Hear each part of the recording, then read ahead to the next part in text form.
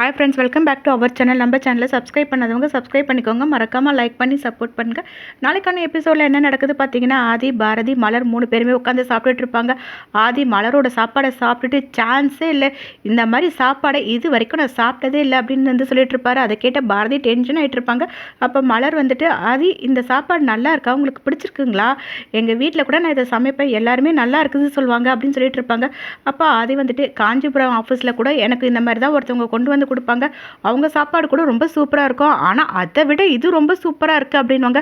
பாரதி மறைச்சு பார்த்துட்டே இருப்பாங்க. அப்போ மலர் வந்துட்டு, அவங்க என்ன அந்த ஆஃபீஸில் ஒர்க் பண்ணிட்டு இருக்காங்களா அப்படின்னு வந்து கேட்பாங்க. அதுக்கு ஆதி வந்துட்டு, அதெல்லாம் வேற கதை, அவங்கக்கிட்ட நான் அப்புறமா சொல்கிறேன்.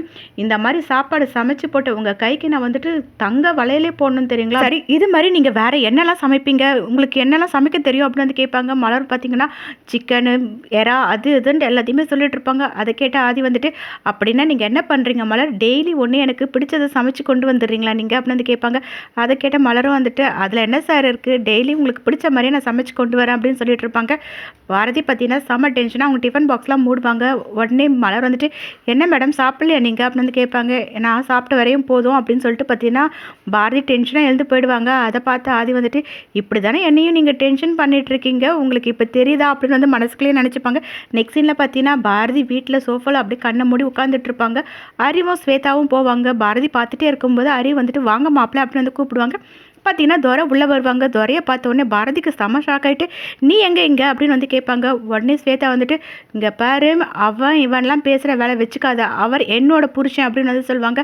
உடனே அறிவு வந்துட்டு, என்ன பாரதி பார்த்துட்ருக்க, உங்கள் மாமா வந்து பேசிட்டு போனதெல்லாம் உனக்கு தெரியும்ல, என் பொண்ணை அவங்க வீட்டுக்கு அனுப்பி வைக்கிறதுக்கு எனக்கு கொஞ்சம் கூட விருப்பம் இல்லை, அதனால தான் நான் மாப்பிள்ளையை வீட்டுக்கு கூட்டிகிட்டு வந்துட்டேன் அப்படின்னு வந்து சொல்லிட்டு இருப்பாங்க.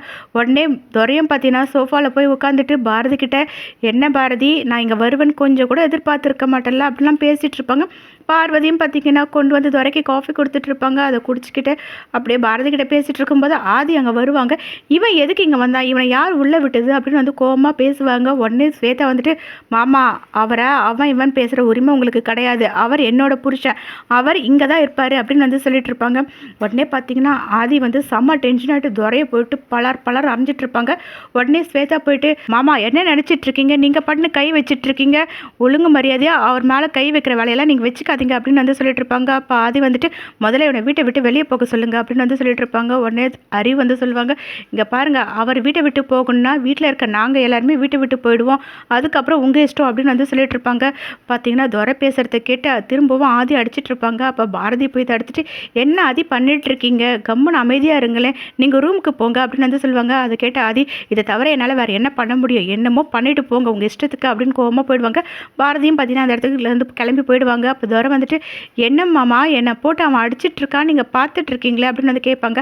அதை கேட்ட அறிவு, ஆதி வந்து உன்னை அடிப்பான்னு நான் கொஞ்சம் கூட எதிர்பார்க்கவே இல்லை மாப்பிள்ளை, எனக்கு என்ன பண்ணுறதுன்னு தெரியவே இல்லை அப்படின்னு சொல்லிட்டு இருப்பாங்க. உடனே துரை வந்து, எனக்கு இதெல்லாம் புதுசு இல்லை, நானும் பார்த்துக்கிறேன் அவனை அப்படின்னு வந்து சொல்லிட்டு இருப்பாங்க. அப்போ ஸ்வேதா மனசுக்குள்ளே, டே உன்னை இதுக்காக தானே இந்த வீட்டுக்குள்ளேயே கூட்டிகிட்டு வந்துட்டு இருக்கோம், உன்னை பார்த்து அவங்க டென்ஷன் ஆகணும், உன்னை போட்டு அடிக்கணும், இதில் எங்கள் பிரச்சனை எல்லாத்தையும் நாங்கள் சரி பண்ணிக்கணும் அப்படின்னு வந்து நினச்சிப்பாங்க. நெக்ஸ்ட் சீனில் பார்த்தீங்கன்னா ஆதி ரூம்குள்ளே போயிட்டு செம்ம டென்ஷன் ஆகிட்டு அங்கே இருக்க எல்லாத்தையுமே தூக்கி போட்டுட்டு இருப்பாங்க. அப்போ பாரதி வந்துட்டு, ஏன் ஆதி இவ்வளோ கோவப்படுறீங்க அப்படின்னு வந்து கேட்பாங்க. அதுக்கு ஆதி வந்துட்டு, அவன் வீட்டுக்குள்ளே வந்துட்டு எல்லாருமே நக்கல் பண்ணிட்டு இருக்கான், இது எல்லாத்தையுமே பார்த்துட்டு நான் சும்மா இருக்கணும்னு நீங்கள் நினச்சிட்டு இருக்கீங்களா, அதை தானே நீங்கள் சொல்ல வரீங்க, ஏன் பாரதி உங்களுக்கு கொஞ்சமாச்சும் சென்ஸ் இருக்கா, அவன் யார், அவன் என்னெல்லாம் பண்ணியிருக்கான்றது உங்களுக்கு நல்லாவே தெரியும், அவனை பார்த்தாலே எனக்கு பத்திட்டு வருது அப்படின்னு சொல்லிட்டு இருப்பாங்க. அதை கேட்ட பாரதி வந்துட்டு, அதுக்காக எதுக்கு அது என்கிட்ட சண்டை போடுறீங்க, அவன் வந்ததுக்கு நான் என்ன பண்ண முடியும், என்னமோ நான் தான் அவனை வர சொன்ன மாதிரி நீங்கள் பேசுகிறீங்களா அப்படின்னு வந்து கேட்பாங்க. அப்போ ஆதி வந்துட்டு, ஆமாம் பாரதி, அவங்க வந்ததுக்கு நீங்கள் தான் காரணம் அப்படின்னு வந்து சொல்லிட்டு இருப்பாங்க. அதை கேட்ட பாரதி வந்துட்டு, என்ன சொல்கிறீங்க ஆதி அப்படின்னு வந்து கேட்கும்போது, நீங்கள் பண்ண எல்லாத்தையுமே சேர்த்து வச்சு உங்களை பழி வாங்கிறதுக்காக ஸ்வேதா போய் கூட்டிகிட்டு வந்தா அப்படின்வாங்க. நான் என்ன பண்ணேன்னு வந்து பாரதி கேட்பாங்க. அப்போ ஆதி வந்துட்டு, நீங்கள் என்ன பண்ணல, காலையிலேருந்து நீங்கள் ஒன்று ஒன்றா பண்ண போய் தான் இப்போ பிரச்சனை இங்கே வந்து நிற்குது அப்படின்வாங்க. அது நீங்கள் பேசுகிறது கொஞ்சம் கூட சரியே இல்லை, ரொம்ப ஈஸியாக எழுது எல்லாத்துக்குமே நான் தான் காரணம் சொல்லிட்டு இருக்கீங்களே அப்படின்னு வந்து கேட்பாங்க. அதுக்கு ஆதி வந்துட்டு, இங்கே பாருங்க பாரதி, இது சரியாக இருக்கா அது சரியாக இருக்குன்றதுல இங்கே விஷயமே கிடையாது, நான் வாழ்க்கையை பிரச்சனையே இல்லாமல் வாழணும்னு நினச்சிட்டு இருக்கேன், எனக்கு இங்கே டெய்லி நடக்கிறதுலாம் பார்த்தா பயத்தையுமே பிடிச்சிரும் போல இருக்குது, நிம்மதியே இல்லாமல் இருக்குது, தேவையில்லாமல் அவங்க கூட சண்டை போட்டு இதெல்லாம் எனக்கு சுத்தமாக பிடிக்கவே இல்லை அப்படின்வாங்க. அதை கேட்ட பாரதி வந்துட்டு, இப்போ நீங்கள் என்ன சொல்ல வரீங்க ஆதி, அப்போ பிரச்சனை எல்லாத்துக்குமே நான் தான் காரணம் சொல்லிட்டு இருக்கேன்னா, நீங்கள் தான் இது எல்லாத்தையும் எல்லாத்துக்குமே காரணம் நீங்கள் ஏதோ ஒரு விஷயத்தை என்கிட்ட இருந்து மறைக்கிறீங்கன்னு எனக்கு தெரியுது. அந்த விஷயம் என்னன்றது நீங்கள் சொல்லிட்டா அதுக்கப்புறம் ஒரு பிரச்சனையும் கிடையாதுல்ல அப்படின்னு சொல்லிட்டு இருப்பாங்க. நீங்கள் நினைக்கிற மாதிரிலாம் எதுவுமே இல்லைன்னு ஆதி சொல்லிட்டு இருப்பாங்க. அதை கேட்ட பாரதி வந்துட்டு இல்லை ஏதோ ஒரு விஷயம் இருக்குது, அதை நீங்கள் என்கிட்ட சொல்ல மாட்டீங்க, அதனால தான் இவ்வளோ பிரச்சனையுமே.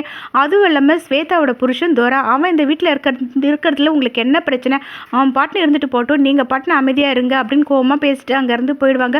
அப்போ ஆதி வந்து மனசுக்குள்ளே நினச்சிப்பாங்க, இந்த விஷயத்தை மட்டும் நான் உங்ககிட்ட சொன்னேன்னா அதுக்கப்புறம் நீங்கள் என்கிட்ட ஒரு வார்த்தை கூட பேச மாட்டீங்க, இந்த வீட்டை விட்டு போயிடுவீங்க, அதுக்கப்புறம் என்னால் நீங்கள் இல்லாமல் எப்படி இருக்க முடியும் பாரதி, அதனால தான் நான் இதை உங்ககிட்ட சொல்லவே இல்லைன்னு நினச்சிப்பாங்க. நெக்ஸ்ட் சீனில் பார்த்தீங்கன்னா ஸ்வேதா ரூமில் உட்காந்துட்டு இருப்பாங்க, துரை எட்டி எட்டி பார்த்துட்டு இருப்பாங்க. அதை பார்த்தா பார்வதி அருவிக்கிட்ட சொல்லுவாங்க, அறிவு போய்ட்டு என்ன மாப்பிள்ளை எட்டி பார்த்துட்டு இருக்கீங்க அப்படின்னு வந்து கேட்பாங்க. நீங்கள் போய் தூங்கலையா அப்படின்னு வந்து கேட்டுட்டு இருக்கும்போது துரை வந்துட்டு அதுக்கு தான் ரூமில் போகலான்னு பார்த்துட்டு இருக்கேன் அப்படின்வாங்க. ஸ்வேதாவும் வெளியே வந்துடுவாங்க. பார்வதி வந்துட்டு உங்களுக்கு வேறு ரூம் நாங்கள் அரேஞ்ச் பண்ணி வச்சுருக்கோம் மாப்பிள்ளை அப்படின்வாங்க. என்னது வேறு ரூமா, நீங்கள் என்னை மாப்பிள்ளை சொல்லி தானே கூட்டிகிட்டு வந்தீங்க, வேறு எதனா உள்குத்து இருக்கா அப்படின்னு வந்து கேட்பாங்க. அதுக்கு அறிவு வந்து நீங்கள் நினைக்கிற மாதிரிலாம் எதுவுமே இல்லைங்க மாப்பிள்ளை, நான் ஜோஷியர்கிட்ட போய் கேட்டேன், அவர் வந்துட்டு ஸ்வேதாக்கு நேரம் சரியில்லை, கொஞ்ச நாள் போகட்டும், அதுக்கப்புறம் நல்ல நாள் பார்த்து சொல்கிறேன்னு சொல்லியிருக்காரு. அதுக்கப்புறம் நீங்கள் கழுத்தில் வேற தாலி கட்டணும்ல ஸ்வேதாக்கு, அது வேற இருக்குல்ல, எல்லா சடங்கும் முடிஞ்சதுக்கப்புறமா நீங்கள் ஸ்வேதாவோட ரூமுக்கு போங்க அப்படின்னு வந்து சொல்லுவாங்க. அதை கேட்ட உடனே அறிவும் சரின்னு சொல்லிட்டு பார்த்தீங்கன்னா மாடியில் இருக்க ரூமுக்கு போயிடுவாங்க. ஸ்வேதா செம்ம டென்ஷன் ஆகிட்டு, அப்பா அவனை பார்த்தாலே எனக்கு எரிச்சலாக இருக்குது, இதெல்லாம் நான் வந்து பொறுத்துட்டு இருக்க முடியாது அப்படின்வாங்க.